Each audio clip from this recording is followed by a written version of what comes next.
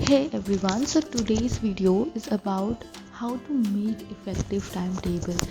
जब भी हमारे कोई एग्ज़ाम्स आते हैं या टेस्ट आते हैं या हमारे सब्जेक्ट्स में बैकलॉग होते हैं, वी स्टार्ट टू पैनिक और उस टाइम जो सबसे बेस्ट सोल्यूशन होता है is actually to make a time table. And I am not talking about making a robotic time table कि 5 से 6 ये करना है देन ये करना है, because that's not possible to implement that, right. आप 2 दिन करोगे एंड तीसरे दिन it's goes back to your normal schedule. So I am talking about कि एक ऐसा टाइम टेबल जिसे आप लॉन्ग टर्म में यूज़ कर सको and that also benefit. One thing that is very important you to remember is कि हमेशा जब भी पढ़ाई करना है you have to always remember that आपको क्वालिटी देखनी है ओवर क्वांटिटी. बहुत सारे लोग होते हैं जिससे कि यस हमने 3 घंटे पढ़े, हम 4 घंटे, हम 6 घंटे पढ़ रहे हैं, बट दैट डजेंट मैटर. हो सकता है आप 3 घंटे में सिर्फ 2 पेज पढ़ रहे हो and all the rest time you are using a mobile, you are watching TV और you are not focus at all. वहीं बेसिकली आपको क्वालिटी वाइज स्टडी करना है. इसका मतलब इफ़ यू हैव डिसाइडेड कि हमें आज 2 चैप्टर कंप्लीट करना है, then you have to complete that 2 chapter. Whether उसको कंप्लीट करने में आप तो 2 घंटे लगे, 4 घंटे लगे या 6 घंटे लगे. Now let's get into the video. So basically जब भी हम टाइम टेबल बनाएंगे हमारे 2 मोटिव्स होते हैं. First is to at least cover all the chapter once and second कि focus on the weaker chapters और जो हमने पहले से ही जो chapters हमारे strong है उन्हें एक बार रिवाइज करना और जो हमारे वीक चैप्टर्स है उन्हें और ज़्यादा टाइम देना.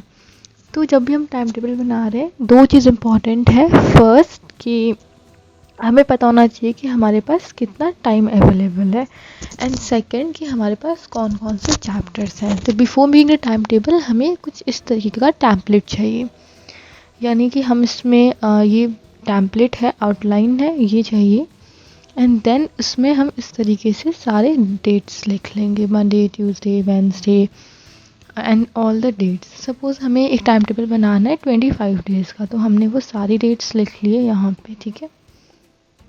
और दूसरी चीज़ है कि हमारे कितने चैप्टर्स अवेलेबल है. सपोज़ हमारे पास 3 सब्जेक्ट्स है, सब्जेक्ट 1, सब्जेक्ट 2 एंड सब्जेक्ट 3, और हर एक सब्जेक्ट में हमारे पास 6 चैप्टर्स हैं.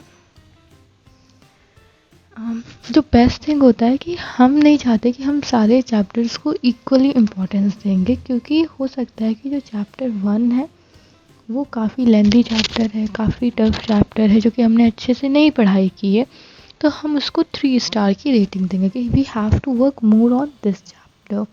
एंड सपोज चैप्टर जो 3 है वो हमने बहुत बार पढ़ा है, हमने पहले भी बहुत अच्छे से पढ़ रखा है, तो उसे सिर्फ एक सिंगल रिवीजन की ज़रूरत है, तो हम उसे 1 स्टार देंगे. इस तरीके से हमें अपने मेजर सब्जेक्ट्स लेने हैं और उन सब्जेक्ट्स के चैप्टर्स को एनोटेट करना है और फिर उन्हें रेटिंग दे देनी है according to the time table.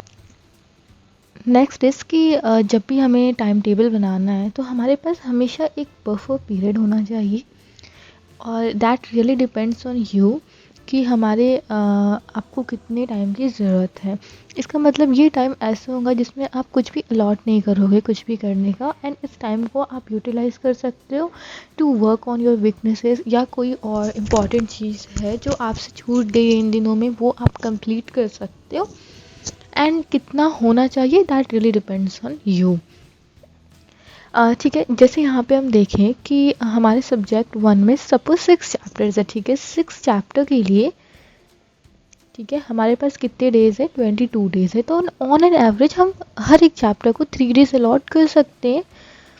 And similarly subject 2 and subject 3 में भी हम हर एक चैप्टर को अराउंड 2 डेज़ अलॉट कर सकते हैं, ठीक है. बट जो कि हमारे टफर चैप्टर्स हैं उन्हें हम ज़्यादा टाइम देंगे और जो हमारे ईज़र चैप्टर्स हैं उन्हें हम कम टाइम अलॉट करेंगे. तो इस तरीके से हम यहाँ पे बहुत ही ईज़िली अलॉट कर सकते हैं. जैसे चैप्टर 1 है, सपोज़ हमने उसे 4 डेज़ अलॉट कर दिया, ठीक है. चैप्टर 2 को भी हमने जो है 4 डेज़ अलॉट कर दिया. चैप्टर 3 इज़ क्वाइट ईजी, बहुत छोटा है, तो हमने इसको कितने 2 डेज़ अलॉट कर दिए. सिमिलरली चैप्टर 4 को हमने जो है 4 डेज़ अलॉट कर दिए. Chapter 5 it might be easy but थोड़ा लेंदी है, तो हम उसको कितने 3 डेज जो है अलॉट कर दे रहे हैं.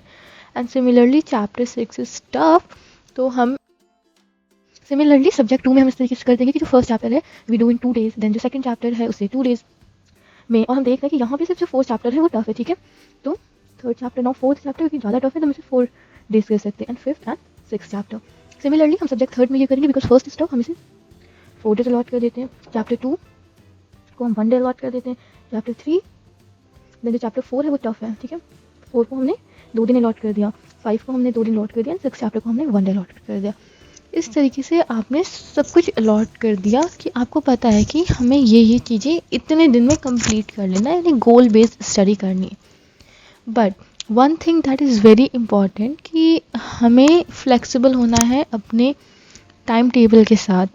यानी कि अगर ये हमने टाइम टेबल बना दिया तो यस हमारे पास एक स्केलेटन है, एक आउटलाइन है कि हमें इस अकॉर्डिंग वर्क करना है, but you should be flexible कि अगर आपको लग रहा है कि इस चीज़ को और टाइम देने की ज़रूरत है you will give that time, या किसी चीज़ को कम टाइम देने की ज़रूरत है you will do according to you. But definitely एक टाइम टेबल होगा, एक आउटलाइन होगा, तो सारी चीज़ें सिस्टमेटिकली हो जाएंगी एंड बिफोर टाइम कंप्लीट हो जाएगा. I hope this video helped you in some way, and if you enjoyed this video, please do like, share and subscribe.